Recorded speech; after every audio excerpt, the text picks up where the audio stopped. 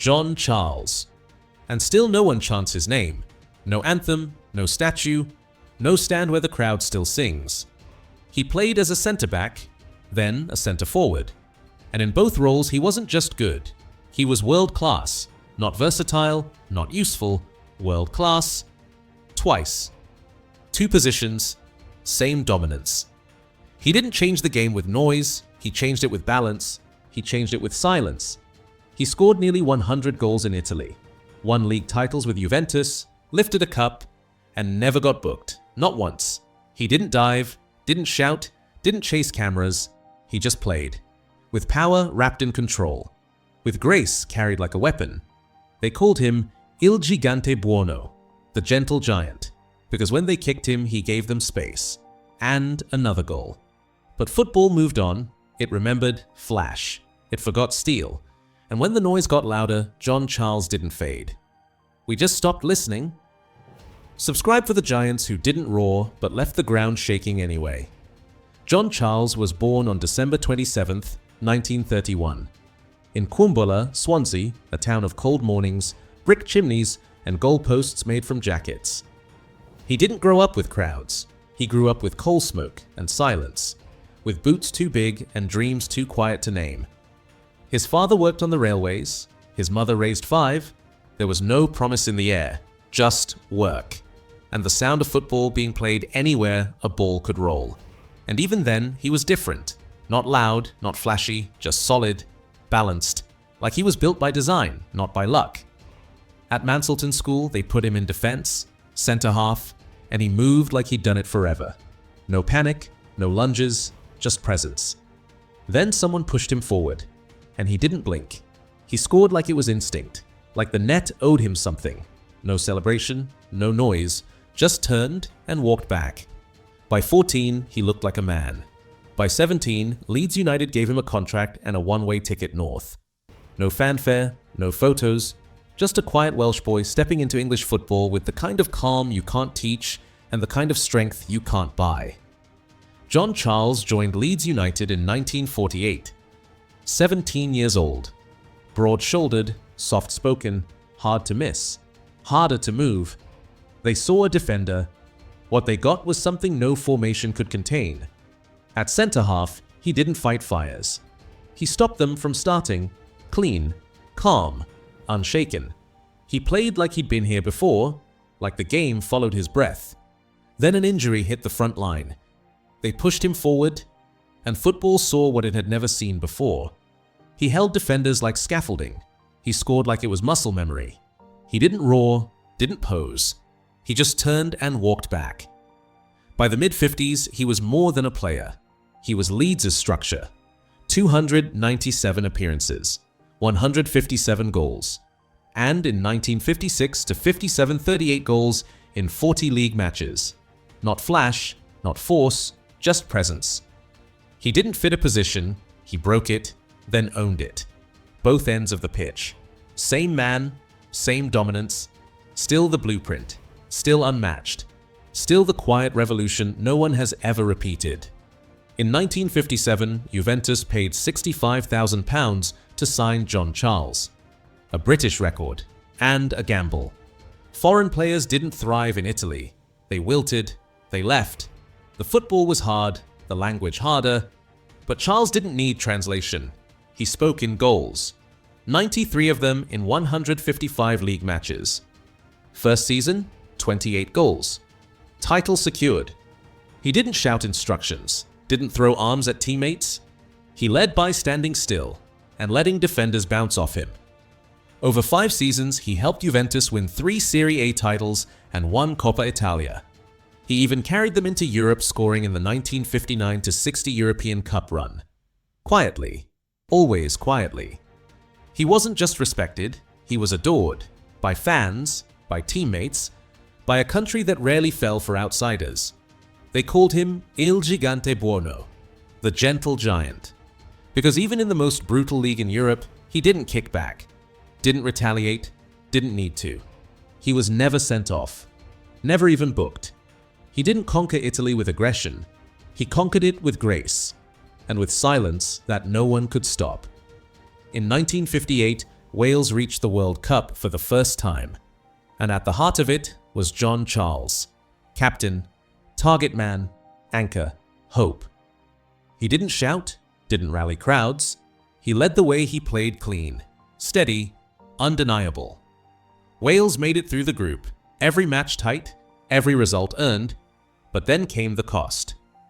Charles took a heavy tackle. No protection, no mercy. He was hurt, badly. The quarter-final arrived. Wales versus Brazil, and he wasn't in the lineup. He sat on the sideline. He had already worn the Welsh shirt 38 times, scored 15 goals, led not with fire but with calm that made others believe. Bandaged, watching. The whistle blew, and a 17-year-old named Pelé scored the only goal.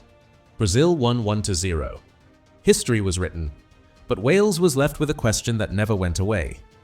What if Charles had played? Would Pelé have scored? Would Wales have made history? We'll never know.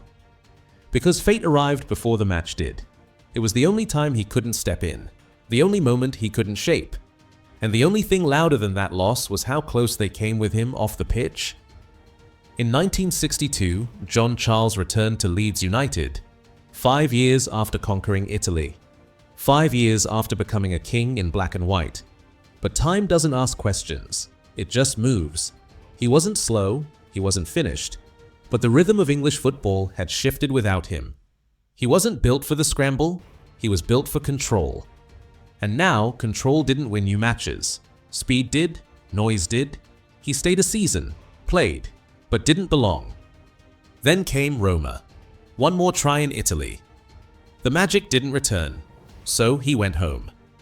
In 1963, he signed with Cardiff City, back in Wales, back to where people still remembered who he really was.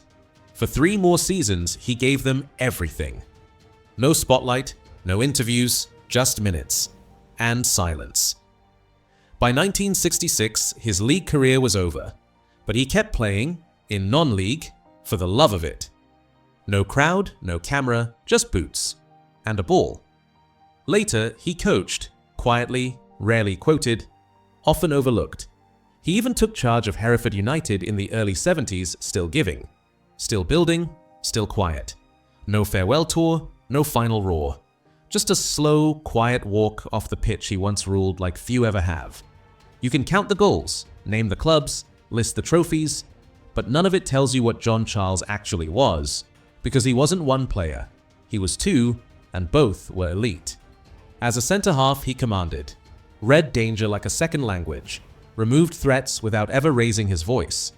As a centre-forward, he dominated, held off defenders like scaffolding, finished with stillness and timing that felt unreal. He did both at the highest level, for years. No one's done it since. No one likely will. He didn't just break the mold, he erased it. Across over 700 matches, John Charles was never sent off. Never even booked. Not once, not in England, not in Italy, not even when games turned brutal and boots came late. Sir Bobby Robson called him the greatest all-round footballer I've ever seen. Jack Charlton said, if you had John in your side, you didn't worry about much else. Because John Charles didn't ask for control. He just became it. Quiet, unshakable, complete. John Charles died on February 21st, 2004, age 72, after complications from heart surgery. There was no national silence, no breaking news, no front page. He passed quietly, the way he played. In Britain, a few headlines, some memories, then stillness again. But in Italy, they mourned him like a king. Because to Juventus fans, he wasn't a player. He was a chapter. In 1997, he was voted the greatest foreign player in Serie A history. Above Platini, above Maradona, above Zidane. In 2002, he was inducted into the English Football Hall of Fame. And in Wales, they finally built the statue. Outside the Millennium Stadium. A quiet giant, cast in stone. No fist raised, no pose, just standing. Like he always had. But the truth? He's remembered louder in Turin than in Leeds, or London, or the land that first shaped him.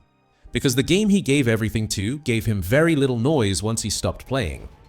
He didn't ask for tribute, didn't chase his own myth, but eventually, even silence can leave a shadow. He didn't scream, didn't elbow, didn't chase the camera or the controversy. John Charles gave football everything and walked away without ever asking for anything in return. He didn't chase legacy, legacy had to catch up. He never cursed a referee, never threw a punch, never took the bait. He just stood, strong, quiet, clean. He played 2 positions at world-class level for over a decade, scored nearly 400 career goals, won titles in 2 countries, never booked, not once. He left Wales better than he found it, made Leeds believe, made Italy fall in love, and when it ended, he left the game the way he entered it without a sound. Just a name, and a legacy that doesn't need defending. Because giants don't need noise, they just need time to be remembered. Subscribe for the men who gave everything to the game and asked for nothing but the ball at their feet. Because John Charles didn't fade, we just had to remember where to look.